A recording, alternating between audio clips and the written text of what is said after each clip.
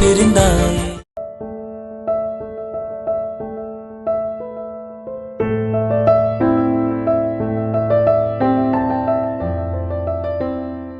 சந்தோஷமா ரொம்ப சந்தோஷம். இனி லைஃப் லாங்கா இந்த வீட்டுல வாராக்களுக்கும் எங்களுக்குமே ஒரு அம்மா இருக்கலான்ற ஒரு சந்தோஷத்தோட நாங்களும் வருவோம். என்ன சொல்றோம் சந்தோஷத்தை வார்த்தையெல்லாம் சொல்ல முடியல. எங்க கூட அம்மா அப்ப நாங்க இருந்து இப்ப கதைச்சு கொண்டிருந்தாலும் அம்மா எங்க கூட இருந்தாங்க. அப்படித்தான் எப்பவுமே அப்படித்தான் இருந்தது. அப்ப கூட கூட இருக்கிற மாதிரி இருக்கு. நானும் எத்தனையோ இப்படியான இதுகள் பார்த்துக்கிறேன். ஆனா எங்களுக்கு இது என்னதான் எங்களுக்கே புதுசா தான் இருக்கு. இப்படி இந்த மாதிரியான ஒரு சர்ப்ரைஸை நீங்க தான் சொல்றீங்க. உங்களுக்கு புரியல. நீங்களுமே பெரிய சிறந்த தான் செய்திருப்பீங்க ஒரு விஷயம்.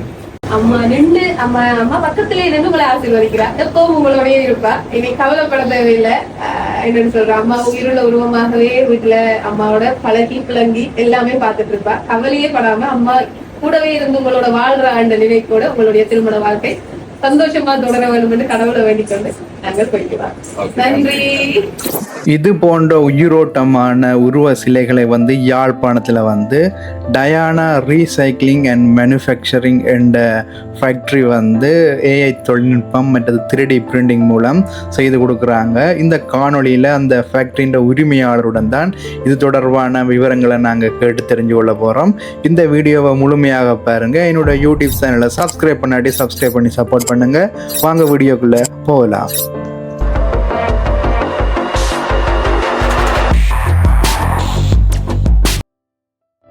இந்த ஃபேக்ட்ரி எங்கே இருக்குண்டா, இது பலாலி ரோட். அந்த சந்தி இலிப்பையடி சந்தி. நீங்கள் யாழ்ப்பாணம் டவுன்லேருந்து பலாலி ரோட்டால் வரும்போது இந்த இலிப்பையடி சந்தியை தாண்டினோன்னு ஒரு 75 மீட்டர் தூரத்தில் இந்த ஃபேக்ட்ரி அமைஞ்சிருக்கு. மற்றது இவங்களது தொலைபேசி இலக்கத்தையும் இந்த வீடியோவில் இணைச்சிருக்கிறேன். நீங்கள் அந்த தொலைபேசி இலக்கங்களோடு தொடர்பு கொண்டும் உங்களது ஆர்டர்களை நீங்கள் பண்ணிக்கொள்ளலாம். இந்த மெயின் வேலை பிளாஸ்டிக்கை ரீசைக்கிள் செய்து அது ஊடாக உற்பத்திகளை பல செய்கிறது. அதே நேரம் புதிய தொழில்நுட்பங்களையும் புதிய வடிவத்தில் இருக்கிற என்னென்னாலும் உலகில் என்ன புதிய உற்பத்திகள் இருக்கோ அதை நாங்கள் எங்கட பிரதேசங்களில் செய்யணுமன்றதில் வலு அக்கறையோடு இருக்கிற ஒரு ஆள். உங்களோட இந்த பிளாஸ்டிக் ரீசைக்கிளிங் மெத்தட் உற்பத்தி செய்கிற இந்த ஃபேக்ட்ரியில் புதுசாக ஒரு தொழில்நுட்பம் ஒன்றை நீங்கள் அறிமுகப்படுத்தியுள்ளதாக கேள்விப்பட்டேன். அதை பற்றி கொஞ்சம் சொல்கிறீங்களா?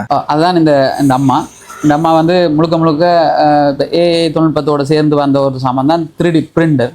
அது 3D பிரிண்டிங்ன்றது முழுக்க யார் நினைக்கிற மாதிரி ஆர்ட் பண்ணுற ஒரு மிஷின் கிடையாது. அது டிஜிட்டல் பிரிண்டும் கிடையாது. இது டிஜிட்டலான பிளாஸ்டிக்கை வச்சு செய்கிற ஒரு மிஷின் தான் இந்த 3D பிரிண்டர் மிஷின்.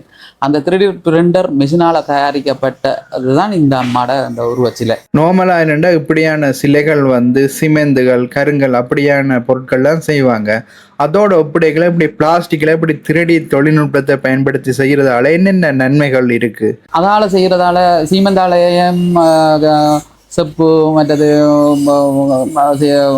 கருங்கல்களால் செய்கிறதால என்னன்னா அதுக்கு வல்லு அதாவது அந்த தொழிலில் பழுத்த ஒரு ஆளைத்தான் அந்த வடிவத்தை சரியான முறையில் செய்து தர முடியும். இது என்னென்னா இது ஒரு சாதாரண ஒரு படத்தை தந்தால் இப்போ கம்ப்யூட்டர் நாலேஜில் இருக்கிற எந்த ஒரு ஃபீல்டில் அந்த கம்ப்யூட்டர் நாலேஜில் இந்த 3D டிசைனிங் செய்யக்கூடிய எவரும் இதை செய்ய முடியும். இப்போ அதில் துல்லியம்ன்றதை 100% எடுத்துக்கொள்வது, அதாவது 100% எடுத்துக்கொள்ளலாம். இதில் 195% துல்லியம் எடுத்துக்கொள்ள ஒரு ஆள். இப்போ என்னுடைய உருவம் என்றால் என்னுடைய உருவத்தை இந்த 3D பிரிண்டர் டிசைன் பண்ணுற ஆர்ட் கீறுறவரால் 90% 99% துல்லியமாக எடுக்க முடியும். இந்த மாதிரி சிலைகளை தயாரிக்கிறதால 3D பிரிண்டரால் அதால் அந்த அது மட்டும் வெயிட்லெஸ், சரியான வெயிட் இருக்கும், அனுபவக்காரர் செய்யணும். இப்போ இந்த பெரிய உருவமே இந்த வெயிட்டே கிட்டத்தட்ட 17 கிலோ 18 கிலோ அதுக்கு மேலே வரவே வராது. இந்த என்னை விட உயரம் கூட, ஆனால் வெயிட் இவ்வளோ தான் இருக்கும். இதில் இப்படி ஒரு சிலை ஒன்றை செய்யணும்னா உங்களுக்கு எவ்வளோ காலம் எடுக்கும்? நாங்கள் எவ்வளோ காலத்துக்கு முதல் ஆர்டர் தரணும்? கிட்டத்தட்ட இது என்னென்னா இந்த சிலையை கணவர் விரும்புகிற காரணங்களால் இந்த வேலையை நல்லா படிச்சிருக்கணும். இந்த வேலையை செய்கிற ஆக்கள், அந்த ஆட்கீற ஆக்களுக்கு ஏற்கனவே எங்கள்கிட்ட வேறு ஆக்கள் அந்த ஓர்டரும் இருக்கிறபடியாக குறைஞ்சது 3 மாதத்துக்கு முதலே எங்களுக்கு நீங்கள் ஒரு ஃபங்க்ஷனுக்கு தேவைக்கு வைக்க போகிறீங்கன்னா 3 மாதத்துக்கு முதலே இதை எங்கள்கிட்ட தந்தால் தான் நாங்கள் செய்து உங்களுக்கு ப்ரூவ் காட்டி நீங்கள் அதில் பிள்ளை சொல்லி இப்போ அதை நாங்கள் திருத்தி அதுக்கு பிறகு தான் இதை நாங்கள் ஓட விடுவோம். ஓட விட இப்படி ஒரு சிலையை எங்களோட மெஷினில் அந்த மெஷின் செய்து தர்றதுக்கு குறைஞ்சது ஒரு 20-25 நாள் வேணும். அந்த மெஷின் இந்த உற்பத்தி நாங்கள் டிசைன் செய்த பிறகு உற்பத்தியாக செய்து தரத்துக்கு எங்களுக்கு அவ்வளோ நாள் கணக்கு தேவைப்படுது. ஏன்னா அவ்வளோ ஸ்லோவாக தான் அது பிரிண்டன்றது நான் உங்களோட பாஷையில் எழுதுறதல்ல, இது பிளாஸ்டிக்கால் அது தயாரிக்கும், அந்த மெஷினே தயாரித்து கொண்டு வரும். இப்படி நீங்கள் செய்கிற இந்த சிலைகள் எவ்வளவு காலத்துக்கு நிலைத்து நிற்கும்? நல்ல ஒரு கேள்வி. இந்த சிலை வந்து மெட்டீரியல் வந்து பிஇடி பெட் நீங்கள் எல்லாரும் பார்த்துருப்பீர்கள், சோடா போத்தல், தண்ணி போத்தல், அந்த மெட்டீரியல் நீங்கள் எவ்வளோ தான் போட்டு அடித்து நொறிச்சு என்ன செய்தாலும் அந்த மெட்டீரியல் எல்லாம் பழுதா போகாது. அப்போ அந்த மெட்டீரியல் இந்த நூலை கொண்டு தான் இந்த உற்பத்தி செய்யப்படுது. அப்போ இது இந்த நீடித்த காலம் குறைஞ்சது நாங்கள் இப்போ பார்க்கணும்னா 100 வருஷத்துக்கிட்ட இது இருக்கும். பெயிண்ட் தான் பழுதா போனாலும் இந்த பொருள் பழுதா போகாது. ஏன்னா அந்த மெட்டீரியல் தன்மை அப்படி, அந்த மெட்டீரியலால் தயாரிக்கிறது தான் மெஷினும் தயாரிக்கப்பட்டிருக்கு. இது தண்ணி டஸ்ட் அதுகள் பட்டாலாம் ஒன்றும் செய்யலாம், கழுவி பாவிக்கலாம். அந்த பெயிண்ட் போகாத கழுவி பாவிக்கலாம். அதுக்கு பாவிக்கிறதுக்கு முதலாவது சாமான் அந்த இது அடிக்கிற பெயிண்டை பொறுத்து. இதுக்கு அடிச்சிருக்கிறது நாங்கள் ஆயில் பெயிண்ட்னு சொல்லுவாங்க, ஸ்ப்ரே பெயிண்ட் அந்த மாதிரி. இப்போ தண்ணி கலந்து அடிக்கிறது, தண்ணிக்கு கழுவுப்படுற பெயிண்ட்கள் இருக்குது, அதுகளால் செய்தால் தண்ணியால் கழுவு. இது இந்த தனி உருவம் வந்து தனி வெள்ளை கலரில் இருக்கும். பெயிண்ட் அடித்து தான் இந்த கலரை கொண்டு வரக்கூடியதாக இருக்குது. இப்படி ஒரு சிலை ஒன்றை நாங்கள் செய்யணுமெண்டா என்ன உங்களுக்கு தேவை? அதாவது நாங்கள் அந்த நபருடைய ஒரு ஃபோட்டோ ஒன்றை தந்தா சரியா, இல்லாட்டி வேறு ஏதாவது உங்களுக்கு சோசா வேறு ஏதாவது தர வேணுமா?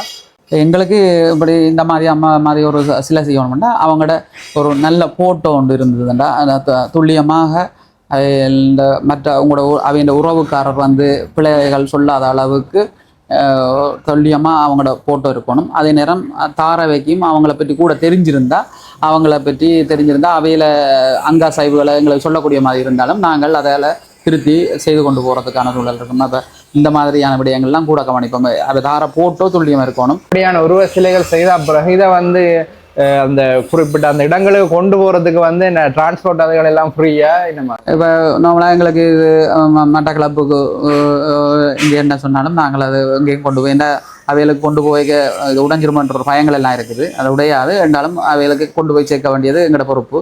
அது கொண்டு போய் சேர்ப்போம். இது கூடுதலாக எங்களை வெளிநாட்டுக்காரர் தான் இந்த ஓடர்களை தெரியணும். தங்களோட தாய் தங்களோட கஷ்டப்பட்டு தங்களை வளர்த்து விட்டதை, தாய் தகப்பன்கள் வளர்த்து விட்டதுக்காண்டி ஒரு ஞாபகார்த்தமாக தங்களோட வீடுகள்லேயே அம்மா உயிரோடையே இருக்கிற மாதிரி ஒரு ஃபீலிங்கை பார்க்க நினைக்கணும். இந்த வீடியோ பிடிச்சிருந்தா லைக் பண்ணுங்க, ஷேர் பண்ணுங்க, மற்ற என்னோட யூடியூப் சேனலை சப்ஸ்கிரைப் பண்ணாட்டி சப்ஸ்கிரைப் பண்ணி சப்போர்ட் பண்ணுங்க. மீண்டும் ஒரு காணொலியில் சந்திப்போம். நன்றி, வணக்கம்.